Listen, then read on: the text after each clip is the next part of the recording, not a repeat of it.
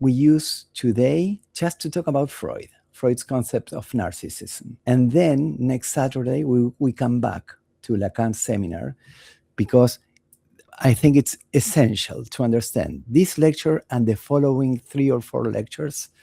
It's essential to understand what is Freud talking about when he talks about narcissism, because Lacan, to a big extent, is commenting on that. But what I planned for today was by start slowly with Freud and then go back to Lacan. So narcissism, today is a very popular term. Also, in the context of Seminar 1, and this is what we have been working on the last 2 or 3 months, Lacan has been a little bit like going back and forth, like even rambling about a number of topics. So he's talking about psychoanalytic technique, transference, ego psychology, resistance.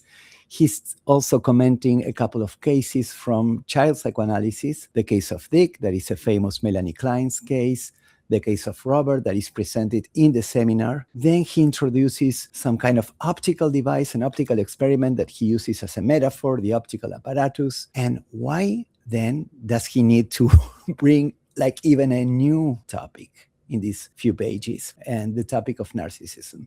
But we will see that this topic of narcissism is connected to all the previous ones, because it has to do with the imaginary that he has been talking about, with the constitution of the ego, which is one of the controversies that he's having with other schools of psychoanalysis, especially with ego psychology, discussing about what the ego is and what role the ego plays in a psychoanalysis. And we can also make a connection with the optical apparatus. For the people that was not here, short introduction, he has been discussing an optical experiment in which you put an empty vase and you put a spherical mirror behind the vase, and you put some flowers behind the table where the vase is located. So the flowers are hidden from your view, but because you see the reflection of the flowers in the mirror, it looks like as if the flowers were actually in the vase, even though they are not there. So these are like virtual flowers. But this is not what happens when you look at a flat mirror, that you don't see the flowers as being in your space. This is more like a hologram or a mirage optical illusion in which you see the flowers in the vase. So this is an optical experiment, and this is connected with his idea of the imaginary and a very famous concept that he developed, which is the concept of the mirror stage. Well, narcissism is related to that. It's related to this moment in which one can look at oneself in the mirror and have this illusion, that the illusion is, I exist, I am this person, I am this body, this unity. And this is, for Lacan, a very important moment in the constitution, in the development of the subject, right? So this is just to give you an idea of the connection between this topic and the other topics he has been working on. The concept, Freud is very fond of Greek mythology. Famously, he uses the myth of Oedipus to develop his concept of the Oedipus complex, the Oedipus complex. And here he's doing something similar, right? He's taking a myth from Greek mythology. So in Greek mythology, Narcissus was this hunter, this beautiful young man who didn't love anybody until one day that he goes to drink from a pool of water. He leans down and he sees his own reflection on the surface of the water, a mirror, and falls deeply in love with his own image. And he's unable to live. Then there are several variations depending on who's telling you the myth, whether it's Ovid or other authors. But it doesn't end well in none of these versions. Sometimes it's that he kills himself because he cannot have himself. Sometimes it's that he gets just like hypnotized by his own image and falls into the water and drowns. And then a narcissus flower grows there. But this is the Greek myth. So basically someone who is in love with his or her own image. Also, when Freud publishes this piece, this is 1914. I mean, psychoanalysis is developing, is gaining traction, is becoming popular. and he has followers. And Freud is not only concerned with seeing his clients and doing research and publishing, but also he's developing a psychoanalytic association. He has his followers, and he needs to establish a certain doctrine, a certain like orthodox version of psychoanalysis. But among his followers, he has people who have their own ideas, right? So famously, Carl Jung or Alfred Adler, they will develop alternative theories that Freud was not very happy about. So there were these controversies, and some of them concerned the role of sexuality, whether sexuality had this primacy in the origin of mental illness, of neurosis especially, right? And whether it was so central for human development in general.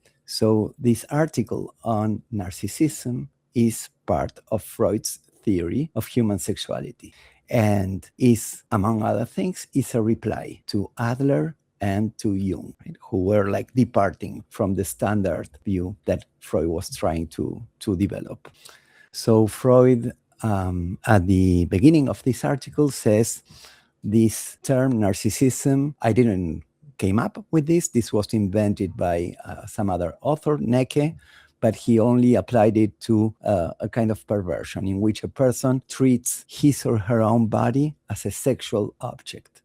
But Freud says, well, this is not only a perversion, narcissism, but it's actually a central and essential stage in the development of the subject, the development of the libido, of the sexual energy. So all of us are narcissists at some point in our development and continue to be to some degree. Right? So it's not a pathological label. It's part of the human condition, this element of narcissism for Freud. In his words, narcissism has a place in the regular course of human sexual development. So narcissism in this sense is not a perversion, but the libidinal complement to the egoism of the instinct of self-preservation. What he's saying now is that we have different kinds of instincts, different types of drives. For Freud, not everything is sexual. Not all the instincts are sexual. So we can have self-preservation instincts, right? If you can think about hunger or how we, escape from danger. So we have this instinct of self-preservation.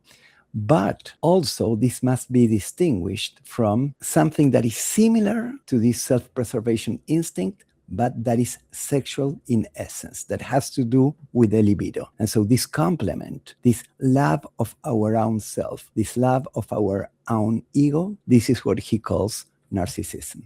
One important distinction that he will establish, but there are a number of distinctions. So one distinction was the one I just mentioned between self-preservation instincts and narcissism, understood as this love for oneself, which is sexual in essence.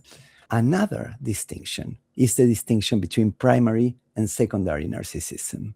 So the idea is that in the development of the child, the baby, there is a moment in which the child invests his or her own ego with all this love, all this sexual energy.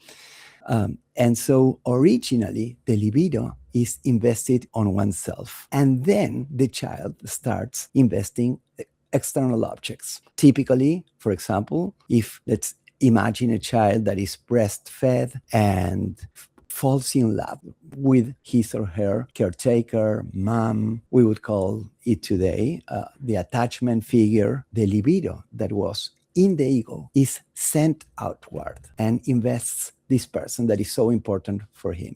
But it also later can be displaced towards a toy, another object, another person. So it starts spreading out this libido and being invested in objects. So we go from a primary narcissism to be living in the world, being connected to the world, having these interests and these relationships and this love for other people and objects. And he compares this, Freud uses this metaphor of an amoeba. So an amoeba is this microscopic organism, like a unicellular organism, that has these kind of legs. He calls them pseudopodia. So he can, let's say the nucleus, the center of the libido is the ego is originally narcissistic libido, but you are extending your legs to the world. You're extending these members to the world, and you are getting in touch with different objects. But if you're hurt, you can come back, right? If something hurts you, you can go back to this inner space of the ego. Okay, so the idea is that there is this primary reservoir of libidinal energy. So the libido is narcissistic at the beginning, and then it becomes invested in objects. We start being interested and loving people and things and activities in the external world. But then there is secondary narcissism, and that happens when, for example, the person you love betrays you or abandons you or dies, which is pretty much has the same effect, or for some reason you are depressed or Freud would say psychotic. I will go back to this, but for many reasons it can happen that this object catexis is the word that Freud uses for this investment, right? So these libidinal charges, this libidinal energy that was invested in the object that was sent out at some point is drawn back again, comes back to the ego. And this would be secondary narcissism. The narcissism which arises through the drawing in of object catexis is a secondary one superimposed upon a primary narcissism. So again, the sequence is you have a primary narcissism as a baby, you start investing your libido in the world, but many things can happen in your life that make you go back, right? Withdraw from the world and retreat into your own ego. So that libido comes back to the ego. So he starts saying, well, I'm introducing a new concept, the concept of narcissism, and I need to justify why psychoanalysis actually needs this concept.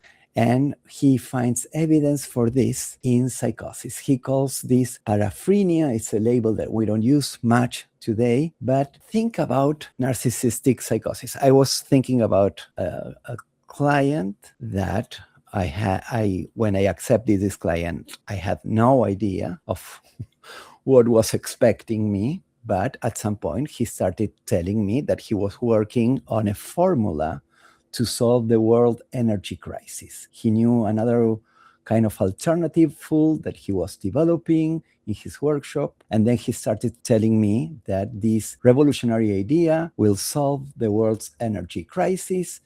And it would be clean energy. But of course, oil companies are against him. And the CIA is putting microphones and video cameras in his workshop, right, when he's not there, to spy on him. And the Russians are also trying to sabotage. Right? So I said, okay, I see what's going on here, right? So what you can see in this delirium, in these delusional ideas that he has, is the megalomania. This means this grandiose version of his own ego. He's here to save the world, but also the world is against him.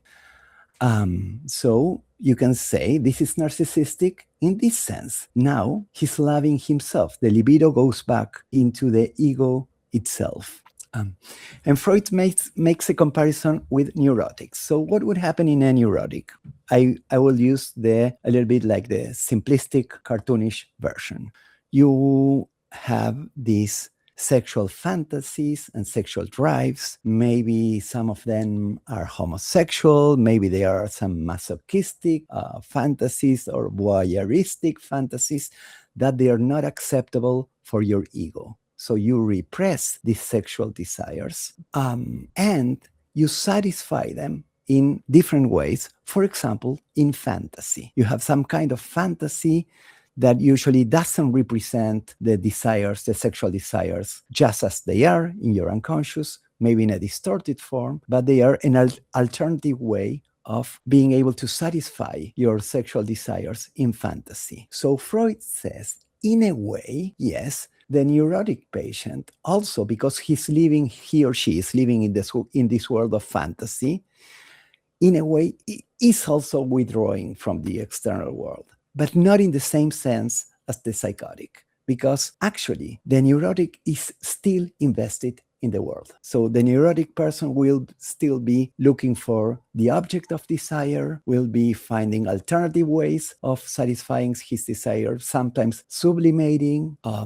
There will be relationships with people. The neurotic subject does not give up on the world, right? The libido is still attached to the world in the case of the neurotic subject. But in the case of these narcissistic psychosis, as the example I was giving you of this patient that had the formula to solve the world energy crisis, the libido redirects completely into the ego itself. So this is a person, to say it simply, that cannot function, right? It's a person that does not have like real relationships to people, cannot work, cannot adapt to any environment. Completely, the libido is completely invested in himself. This explains, Freud says, the two hallmarks of this narcissistic psychosis: megalomania and detachment from reality, the delirium, the delusion, right? Freud is using psychosis as a proof that this can happen to the libido. The libido can go outside into the world and attach to objects, but it also can become, again, narcissistic libido. And this is what is happening in the case of this psychosis. What happens to the libido, which has been withdrawn from external objects in schizophrenia? The megalomania characteristic of these states points the way. This megalomania has no doubt come into being at the expense of object libido. The libido that has been withdrawn from the external world has been directed to the ego, and that gives rise to an attitude which may be called narcissism. Sometimes I see this like even in clients that are able to function in the world. But I had, for example, one client who was sure that the military had infected his computer with a virus in order to convince him, like this virus would convince him to enroll in the military. Then this is a guy who, for the most part, can function, but has this nucleus of a delirium. And one characteristic is that he's central, like the military are organized. The whole military has organized in order to convince him to enroll. So you can see how the ego is central. You can see the narcissistic aspect of this. The point Freud is making is this opposition between ego libido versus object libido. The two stand in inverse relationship. So here, in order to understand this, you need to use an economic metaphor. Let's say you have $1,000. You can have 900 in the bank and 100 invested in your startup, right? Or in stocks, whatever. Or you can have your whole money invested in your startup. Or you can withdraw all the money from all these investments and bring back the money to your bank account. This is the metaphor. What is important in this metaphor is that this is a zero-sum game. You cannot make more money. You have a fixed amount. The money in the metaphor stands for the libido. So you have a fixed amount of sexual energy, but you can distribute it in different ways. This money can come back to the bank. This would be the libido coming back to the ego, and then you have no connection to the external world. Or you can actually go and invest objects in the world. He uses the word invest because Freud is aware that he's using an economic metaphor, a financial metaphor. And when you do this, when, for example, you fall in love and all your libido is focused on this person you're in love with, your ego is depleted. You become humble in this love, right? You reduce your value because you're overvaluing your loved object. So it's one way or the other. So the peak of object libido is being in love. And the total withdrawal back into the ego is the paranoid end of the world fantasy. Freud, for example, was not a client of him. He analyzed a book written by a psychotic called Schreber. And Schreber had this very complex narrative in which he would be chosen by God to be God's wife. So he would have to change into a woman. He will be transformed into a woman in order to get married to God. And part of this delirium was that at the end, there is an end of the world. So these fantasies that the world is about to end are part, or better said, these fantasies reflect how the psychotic is feeling reality. Reality is disappearing. Reality has no value, makes no sense for them. We can go back to the optic mirror, and this is when the optic metaphor for the people who were in the last Saturday, like this is objects just being dispersed in the mirror, not shaping into a unified field. The psychotic feels the world is disappearing. This is why they have these end of the world fantasies. This is pretty much Freud. I changed a couple of words, but this is extracted from the text. A person who is tormented by organic pain and discomfort gives up his interest in the things of the external world, insofar as they do not concern his suffering. Take the most basic example, toothache. You don't give a damn about anything, right? You don't care about anything. Someone tells you, but we know we need to go shopping. We're running short of milk. I don't care. I cannot even think, right? My toothache is so big. So this is what happens when you have this organic pain coming from your own body. Your whole attention, your whole focus is yourself, your body, and you have no remaining energy, no libido to invest into the world and activities. Closer observation teaches us that he also withdraws libidinal interest from his love objects. So long as he suffers, he ceases to love. We can think also about depression, right? People who are severely depressed, how they only talk about their depression and they cannot pay attention to whatever is happening around them. The sick man withdraws his libidinal cathexis back upon his own ego and sends them out again when he recovers. So once you feel better with yourself, with your own body, then you're able to reinvest in the world. A few more words about development. So just to complete the picture, because also if you read Freud's text, this is something important that he says. When the baby is born, there is no a unified image of the body. So the baby, of course, has feelings and emotions and desires, but there's not this unified conception that I am myself and I am a unity and I can be distinguished from the external world. So perhaps he or she feels, for example, cold and warm and likes one blanket more than the other, or likes to be close to mommy, or feels pleasure when drinking milk, but there's still not a unified ego. But there is sexual pleasure already. So Freud says, here we can see autoerotism. For example, the baby who starts sucking his own thumb. This is a baby that is creating autoerotic pleasure. He's producing pleasure for him or herself, for example, by sucking a pacifier, his own body, his or her hand. So autoerotic instincts are present from the start. But narcissism is still not there, because narcissism implies this unifying act where you say, this is me, I am great, I am beautiful, I love myself, but for this you need to have a unified image of yourself. So the unified ego is not present at birth. Autoerotism is not yet narcissism. And this is a famous phrase that Freud says, it's paraphrased here, but he says, a new psychical action must be added to autoerotism to produce narcissism. Lacan likes this a lot. Why? Because this is very much connected with his theory of the mirror stage. His theory of the mirror stage, to say it in a nutshell, is that even when you have not achieved mastery of your own body, whether you're not a unified agent in command of the parts of your own body, you can still, supported by adults, supported by a symbolic world that gives you a name and tells you that you're beautiful and likes the baby and cares for the baby, then in this context, you, the baby, between 6 months and 18 months, can look at herself or himself in the mirror and but recognize herself, see herself in this other image. That is an image, it's a virtual image. He's not really seeing herself or himself. He is seeing an image of himself in the mirror. And this creates joy in the baby because it confirms this illusion of unity, of being one. So Lacan is relating this sentence that Freud writes, a new psychical action must be added to autoerotism to produce narcissism.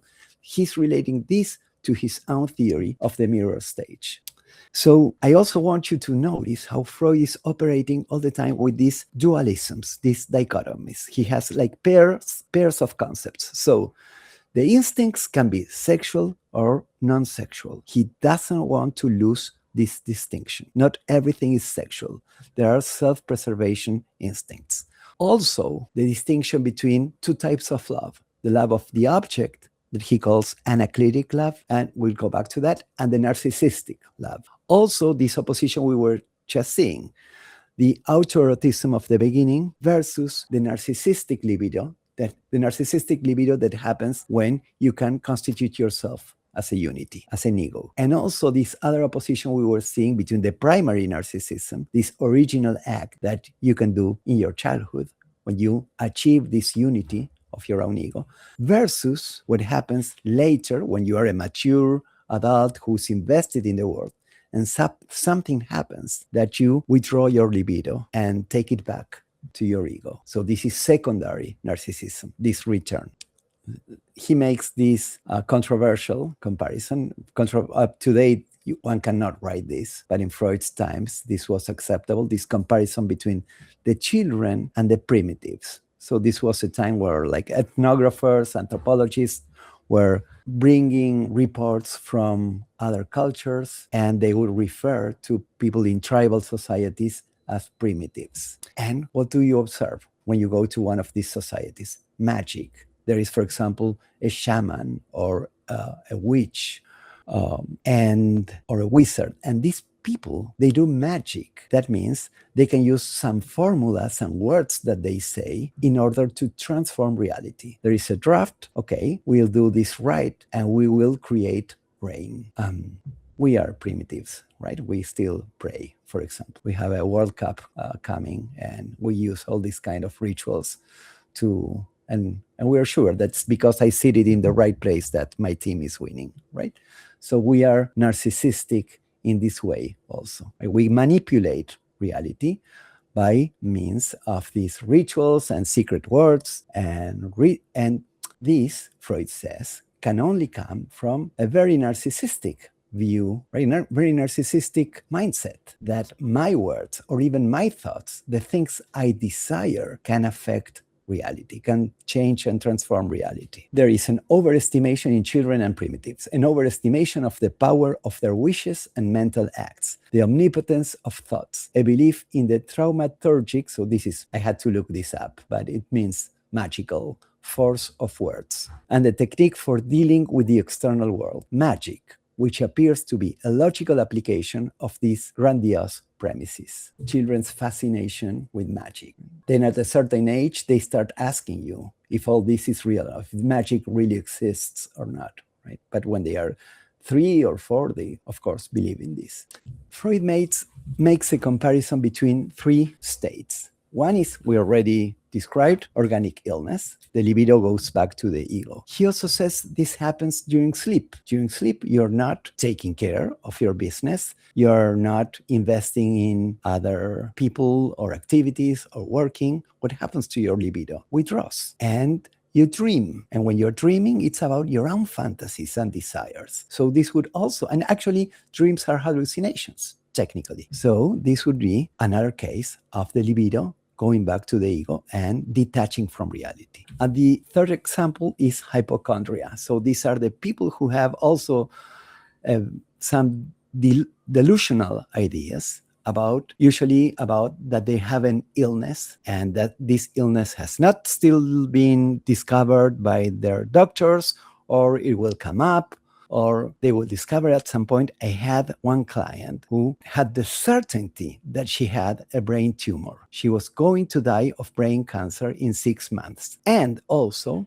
she was living in England, and she said that the health system in England was corrupt and they didn't want to pay for her treatment. And this is why the doctors were not able to discover the brain tumor. So what does she do? She travels to Germany and has all kinds of exams and image diagnosis of her brain, and they tell her, you don't have anything, right? There's no brain tumor there. And what does she say? Of course, my British doctors contacted for sure the German doctors, and they told them to tell me that I have nothing, right? So there was a conspiracy. So you can see again, there is a megalomaniac element because she thinks she's so important that the world is conspiring so that nobody knows about her brain tumor. So in all three states, illness, sleep, and hypochondria, libido is withdrawn from external objects back into the self and onto an ailing organ. Every organ has erotogenicity. So what this means is that every organ can emit signs of pleasure and displeasure, pleasurable and painful sensations. So it's not only your genital zones that can produce this kind of pleasure. And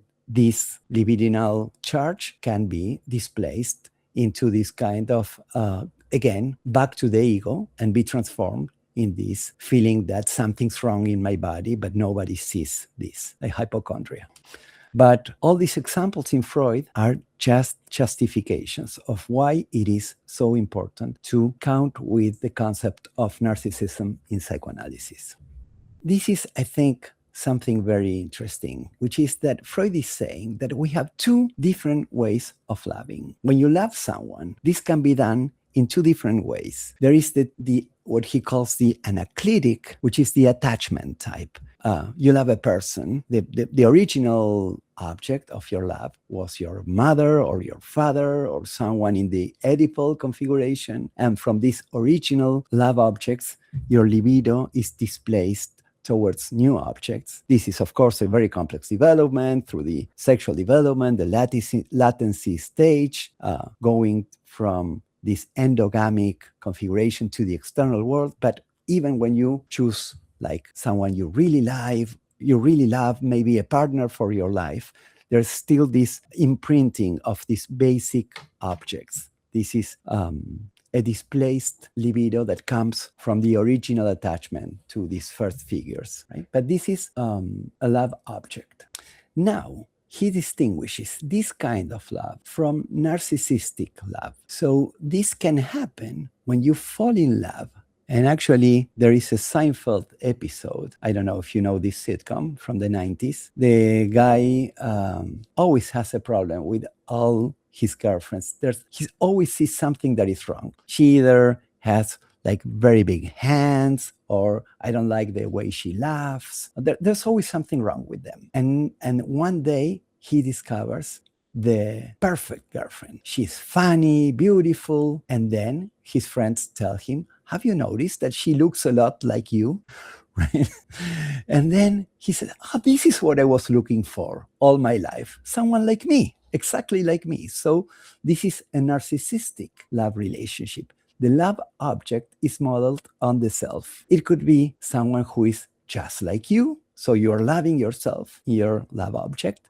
Or maybe if your ideals of what person you wanted to become, you were not able to achieve this in your life, but maybe you find someone that embodies that ideal, who you would like to be. Or it could also be that you were never able to really give up this idealized existence as a child that was loved by everyone. So you recognize in this person the child that you once were. So these are all different possibilities, but in all these cases, the aim and the satisfaction in a narcissistic object choice is to be loved. And here there's like a couple of ways in which this can be played out. So it can be that, as I was saying, the love object being a clone, being a double of who you are. Or it could be also another kind of narcissistic love is when you create a situation in which rather than giving love to the other person, the whole situation is about receiving love from the other person. So you love someone who actually, you want these people, why? You want this person to tell you the whole day how beautiful you are and give you gifts and make you feel that you are the center of the world. Both paths are open to everyone, or even better, we all have a mix, right? We don't have like pure object love or pure narcissistic love, not pure anaclitic, but there are narcissistic elements and there are also anaclitic, as he says, like attachment elements in all our love relationships.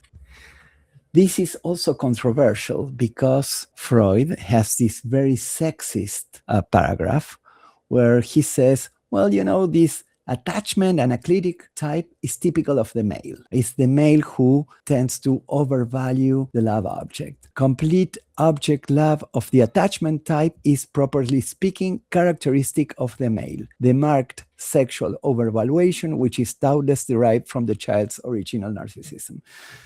I think he's a victim of his own times. Right? This is the narrative he's listening to at his office, in his praxis. So he's listening to men that are participating in this romantic narrative where the beautiful, pure, idealized woman is overvalued and the man would give anything in order to possess her, while the women he was seeing were more in this kind of repressed sexuality of the Victorian times. Women who, as he said, preferred being loved over loving. It's only themselves that such women love. But this also is part of what was happening in the culture of that time, that women were not able to be actively pursuing their love object. They were put by society in this passive situation, that their only option was to be loved. Right? But Freud recognizes that sometimes these beautiful ladies that are apparently not desiring anything, they transpire a kind of self-sufficiency that makes them fascinating to others. And of course, this is my favorite part. He talks about parents, and I identify a lot with this. My baby, you cannot believe what my baby did. He can take the pacifier by himself and put him in his mouth. He's a genius. I'm starting to look for schools for gifted children because, so parents' overvaluation of their children revives their own abandoned narcissism. You were once this beautiful baby that was the center of the world, the center of your parents' attention. You had to mature, face life, accept that you had to resign this megalomaniac idea of yourself. But now you have a child and you project again this idealized image, this narcissistic image on your children. Parents idealize the child as a continuation of their own abandoned fantasies of perfection. Let me read this. This is Freud. I love the way he writes, and he's very ironic.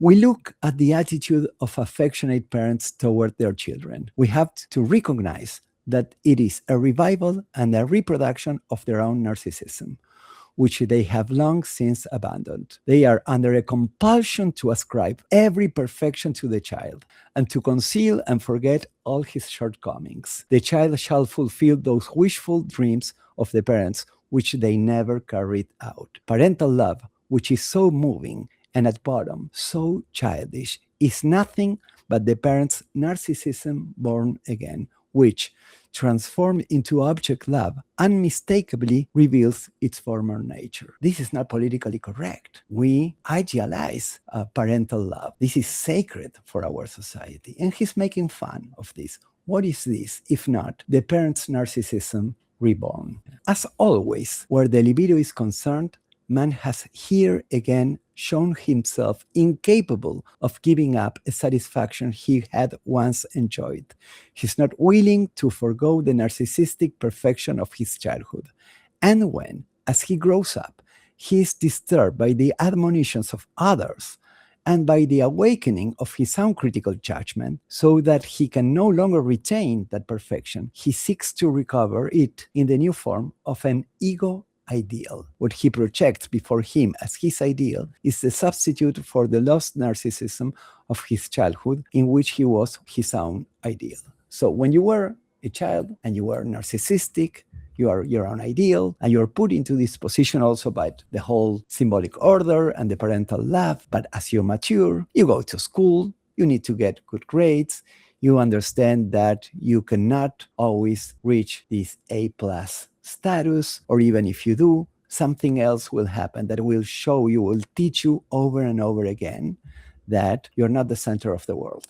And you start having to develop some workarounds to your satisfaction. And here is first the parents' norms that you are not able to meet, the parental standards, but also culture in general, institutions, teachers, authorities of all kinds that over and over again show you the ideal you should attain and how far you are from this. So this starts developing as some kind of internal image, and you internalize this message that authority is giving you, and this becomes your internal standard of how you should be.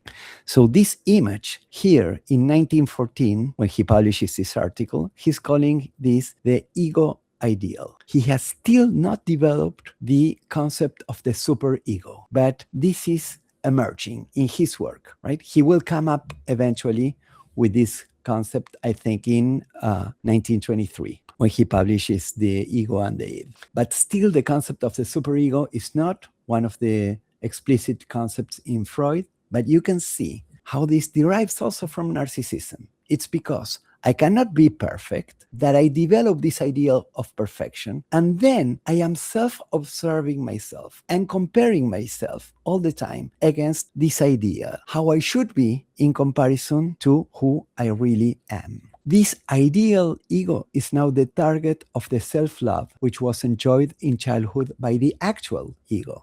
The subject's narcissism makes its appearance displaced on to this new ideal ego, which, like the infantile ego, finds itself possessed of every perfection that is of value. A self-observing agency, conscience, he says, watches and judges the ego against this ideal, right? This will be the superego later. An agency that you have in your mind that is watching what you do and judging you and comparing you against your ideal, and of course, finding your shortcomings. This agency is visible regressively in paranoid delusions of being watched. Drawing on homosexual libido and incorporating parental, then societal criticism, this agency is the conceptual precursor to what Freud later called the superego, 1923.